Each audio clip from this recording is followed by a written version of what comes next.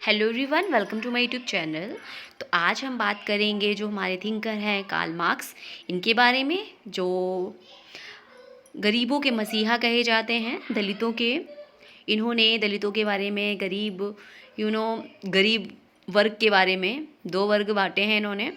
तो जो निम्न वर्ग के बारे में इन्होंने बहुत अच्छे से एक्सप्लेन किया है, उनकी स्थिति, उनकी मानसिकता के बारे में, और उनको किस तरीके से उत्पीड़न मिलता है, वो अपनी चीज़ को नहीं अडॉप्ट कर पाते, वो उनके जो वर्ग संघर्ष उत्पन्न होता है, और उनको जो समाज में जो वर्ग हैं, जो उच्च वर्ग के लोग हैं, किस तरीके से शोषित करते हैं, शोषण करते हैं उनका। तो ये सब चीज़ें इन्होंने देखी, और उस समय जैसी भी घटना उनके आगे घटी, तो उसी हिसाब से इन्होंने समाज में देखा किस तरीके से स्थितियां बदली, औद्योगिकरण हुआ, और इसमें समांतवाद, सभी चीज़ें चेंजिंग हुई, और जो दलित वर्ग थे वो उसी स्थिति में रहे, जो निम्न वर्ग थे वो उसी स्थिति में रहे। तो उनको इन्होंने बहुत अच्छे से एक्सप्लेन किया है, द्वंद्ववाद की बात की है। तो सभी कुछ हम इसी वीडियो में जानेंगे, इनके जो द्वारा दिए गए कॉन्सेप्ट हैं, थ्योरीज हैं, और ठीक है, और बुक्स वगैरह इन्होंने काफ़ी लिखी हैं, तो उनको भी हम इसी सिलेबस में, इसी वीडियो में हम कवर करेंगे, क्योंकि बुक्स से रिलेटेड क्वेश्चन भी बनते हैं, प्लस हाँ, इनके जो कॉन्सेप्ट हैं, थ्योरीज़ हैं, उसमें इन्होंने किस तरीके से, कौन सा थ्योरीज़ किस बुक में दिया है, प्लस और थ्योरीज़ में उन्होंने क्या चीज़ बताई है, ये भी हम इस वीडियो के थ्रू कुछ बुक्स की देखेंगे। बाकी मैं नेक्स्ट वीडियो में उन्हें बताऊंगी जो रह जाएंगी, ठीक है। तो ये जो है काफ़ी इम्पॉर्टेंट थिंकर हैं, और ये कहें, ये जो हमारा भौतिकवाद है उसके बारे में कहते हैं, ये वास्तविकता की बात करते हैं, और इन्होंने मानव को पथ प्रदर्शक ध्रुव तारे की भांति कम्युनिज्म का रास्ता दिखाते हैं ये, ठीक है। और इन्होंने जो भी कंट्रीब्यूशन दिया है काफ़ी अच्छा दिया है, और इन्होंने जो द्वंद्वात्मक, जो डायलेक्टिकल, और मार्क्सवाद एक हमारा परिप्रेक्ष्य है, या कहें उपागम है, अप्रोच है, प्रोस्पेक्टिव है, इसको पहले इन्होंने दिया है। इन्हीं के आधार पे बाकी जो थिंकर हमारे आए हैं, ड्रेडेनरॉल्फ, कोजर, कोलिन्स, ये सभी थिंकर इनके अनुसरण में रहे। कहने का मतलब है इनके थॉट्स को फॉलो किया, इनके जो भी थॉट्स थे उनको आगे बढ़ाया है। कुछ चीज़ें क्रिटिसाइज़ भी की हैं, कुछ चीज़ें ऐड भी की हैं, और उन मतलब कहने का मेरा ये है कि उन बाकी जो थिंकर हैं, डेरेनरॉल्फ, हमारे और कोजर, कोलिन्स, इन लोगों ने इन जो कार्ल मार्क्स के विचार थे, या कहें प्रोस्पेक्टिव था, उसे फॉलो किया, उसको अपनाकर अपने थॉट्स वगैरह बुक्स में इंक्लूड किए और बताएं। चलिए तो वीडियो स्टार्ट करते हैं। ये अंतर्राष्ट्रीय सर्वहारा वर्ग के महान शिक्षक का नेता कहा जाता है, और इनका जो जन्म हुआ था, ये हुआ था 5 मई 1818 में, मृत्यु हुई थी 14 मई सन 1883 में, ठीक है। और इनका जो प्रभाव रहा इन पर, हीगल जी का रहा। इनके ये शिष्य थे हीगल जी के। हेगल के द्वारा इन्होंने जो भी चीज़ें देखी, उनकी बुक्स वगैरह पढ़ी, उनसे उनके जो भी उन्होंने लिखे थे ग्रंथ, बुक्स, उनको पढ़ा और उनसे प्रेरित हुए।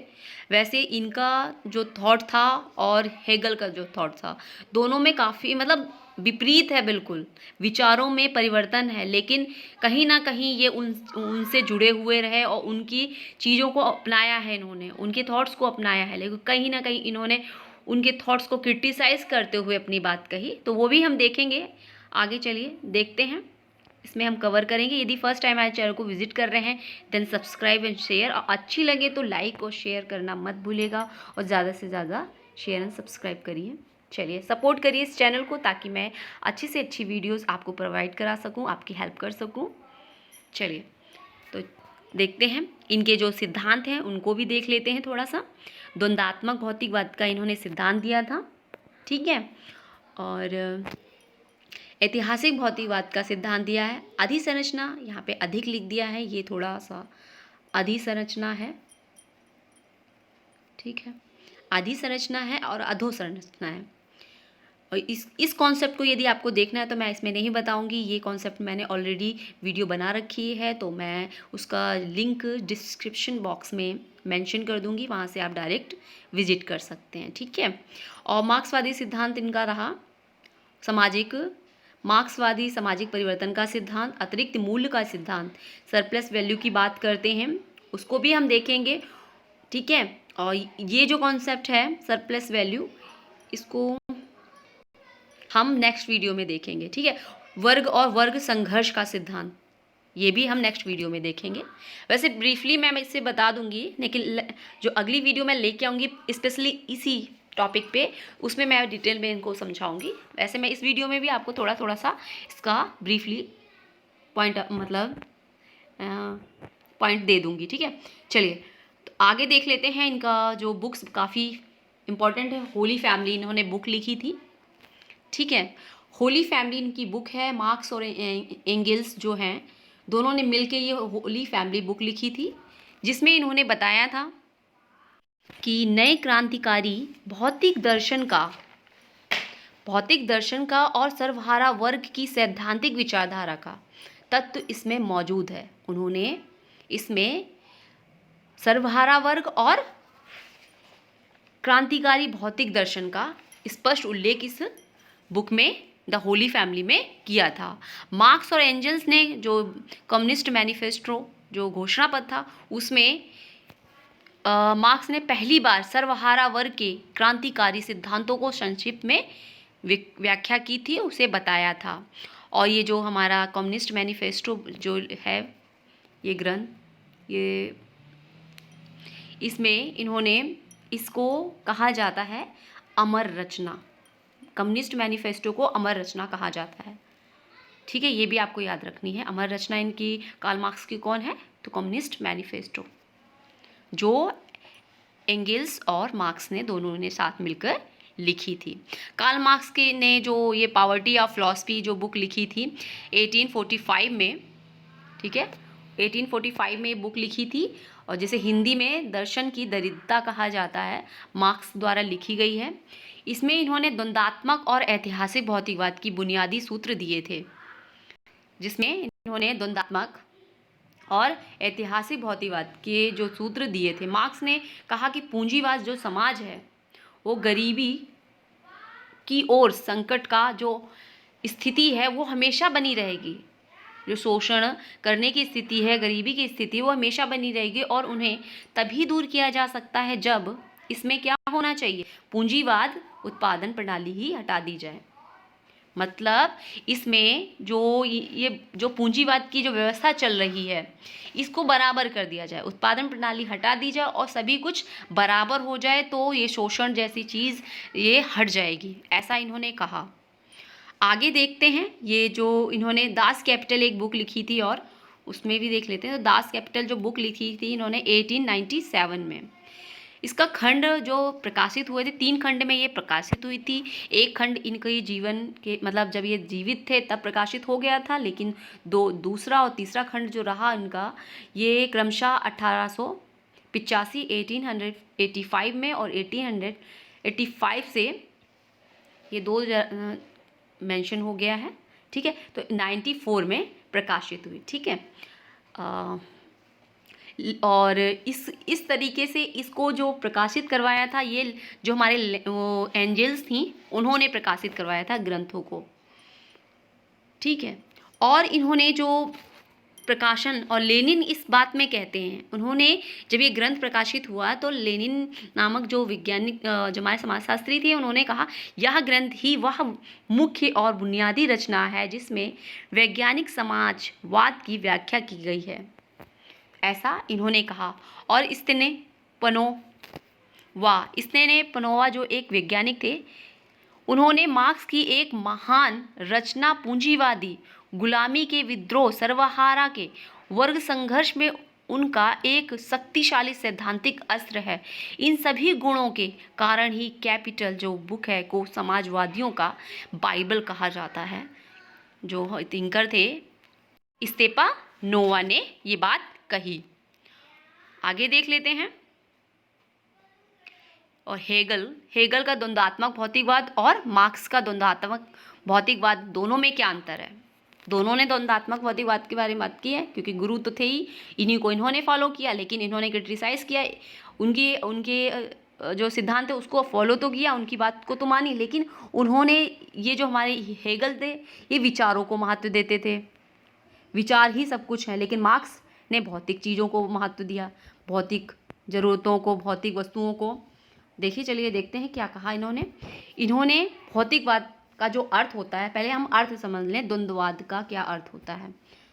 तो सामान्य भाषा में द्वंद्ववाद बातचीत करना या तर्क वितर्क करना होता है। पहले तो हम ये समझ लें कि द्वंद्वात्मक क्या होता है। तो ये बातचीत करना या तर्क वितर्क करना आता है। जब हमारे पहले के जो दार्शनिक थे वो उनको ये विश्वास था कि जब हम कोई विचार प्रकट होता है तो उसमें विरोध की दूसरा जो पक्ष होता है, विपरीत दो पक्ष जब निकलते हैं, आपस में संघर्ष करते हैं, बातों के वार्तालाप होती है, तो वो सत्य और उत्तम आंसर मतलब उत्तर मिल जाता है, मतलब सही जवाब हमें किसी भी समस्या का सही निष्कर्ष मिल जाता है। तो इस चीज़ को वो जो विचारक थे मानते थे, इसी को द्वंद्व कहा जाता है। ठीक है, अब आप समझ गए होंगे कि द्वंद्व किसे कहते हैं। और हीगल का जो द्वंद्ववाद था वो क्या था? हीगल इनका द्वंद्ववादी प्रणाली बुद्धि संगत तत्व थी, उसमें विकास का विचार है। और हीगल कहते हैं कि संसार में प्रत्येक वस्तु की प्रतिवादी वस्तु अवश्य होती है, मतलब हर वस्तु का प्रतिवाद होता है। पहले वाद आता है और तब प्रतिवाद आता है, और दोनों को जो आपस में संघर्ष होता है उसके बाद संवाद उत्पन्न होता है। और संवाद में जो होता है प्रतिवाद और वाद दोनों ही इंक्लूड होते हैं, और फिर ये सीरीज चलती जाती है। ठीक है, ये बताया उन्होंने। और मार्क्स का क्या द्वंद्ववाद था? मार्क्स का जो द्वंद्ववाद था, उन्होंने कहा कि जो विचार है वो तो महत्वपूर्ण हैं। हीगल ने कहा कि विचार महत्वपूर्ण हैं, और हीगल ने बाह्य जगत, जो आंतरिक विचारों का ही प्रतिबिंब माना, बाह्य जगत के बारे में आंतरिक विचारों का प्रतिबिंब ही माना। और मार्क्स ने क्या कहा कि जो भौतिक संसार है उसको कारण माना है, और भौतिक संसार ही आभ्यंतरिक विचारों का जनक होता है। मार्क्स का ये मानना था। ठीक है, और वो ये कहते थे कि मार्क्स कहते थे कि जिस तरीके से जो हमारे थिंकर हैं हीगल ने जो विचारों को सीधा खड़ा किया था, मतलब उल्टा सर के बल खड़ा कर रखा था। मार्क्स जी स्वयं कहते हैं हीगल के विचारों को बताते हुए कि वो उनका जो दर्शन था वो विपरीत था। उन्होंने स्वयं कैपिटल में इस बारे में लिखा कि मैंने हीगल के द्वंद्ववाद को सिर का मतलब मस्तिष्क और आत्मा के बारे में हीगल जी बात करते हैं, उसको द्वंद्ववाद का जो सिर था उसको बल खड़ा पाया, तो मैंने उसे पैरों के बल पृथ्वी पर भौतिकता के आधार पर खड़ा किया। तो ये होता है भौतिक जो द्वंद्वात्मक भौतिकवाद है। हेगल और मार्क्स का जो अंतर पाया गया वो यही है कि वो विचारों की बात करते हैं हेगल, और मार्क्स जी किसकी बात करते हैं? मार्क्स करते हैं भौतिक वस्तुओं की, भौतिक चीज़ों की, वास्तविकता की, वो मन की, आत्मा की, विचारों की से रिलेटेड द्वंद्ववाद की बात करते हैं। तो ये डिफरेंस है।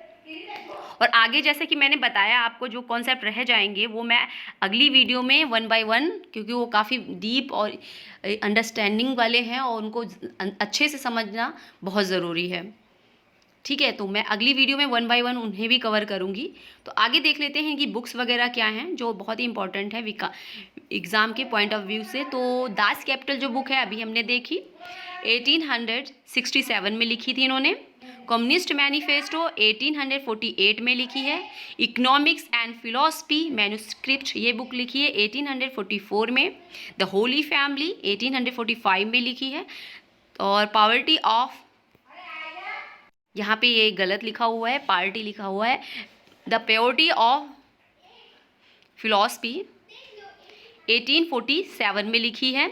The civil war in France 1871 में लिखी है। वैल्यू, प्राइस एंड प्रॉफिट 1865 में। थ्योरीज ऑफ सरप्लस वैल्यू, इसको भी मैं अच्छे से एक्सप्लेन करूँगी इस बुक में। सरप्लस वैल्यू की जो उन्होंने बात की है, काफ़ी इजी कॉन्सेप्ट है। चलिए मैं यहीं पे बता दे रही हूँ। बुक्स देख लेते हैं पहले 1863 में, और सिलेक्टेड राइटिंग, इतनी बुक इन्होंने लिखी है जो काफ़ी इम्पॉर्टेंट है। सरप्लस वैल्यू में इन्होंने बताया कि जो वर्कर्स होते हैं और जो मालिक होते हैं वो बीच में वर्कर्स से काम करवा लेते हैं और पैसा भी उन्हें कम देते हैं, और जो वो ज़्यादा काम करते हैं तो जो मालिक होता है वो सरप्लस वैल्यू जो मूल्य होता है वो एक, जैसे वर्कर हैं और मालिक मज़दूर है और मालिक है, मालिक मज़दूरों से जितना काम करवाता है उतने क्या पैसे उन्हें देता है? नहीं देता। उसमें से कुछ पैसे उन्हें देता है, जबकि उससे कई ज़्यादा वो काम करते हैं, उससे थोड़ा पैसा उन्हें देता, जो बाकी बचता है वो सरप्लस वैल्यू है। ठीक है, बस इतना ही ये इसका डेफिनेशन है कि जो बचा हुआ पैसा है वो सरप्लस वैल्यू कहलाता है कार्ल मार्क्स के अकॉर्डिंग। तो ये था कॉन्सेप्ट। वीडियो अच्छी लगी हो तो लाइक करिएगा और ज़्यादा से ज़्यादा शेयर करिए, और कोई क्वेरी या सजेशन हो तो कमेंट बॉक्स में मेंशन करिएगा। नेक्स्ट वीडियो में फिर मिलते हैं। Thanks for watch.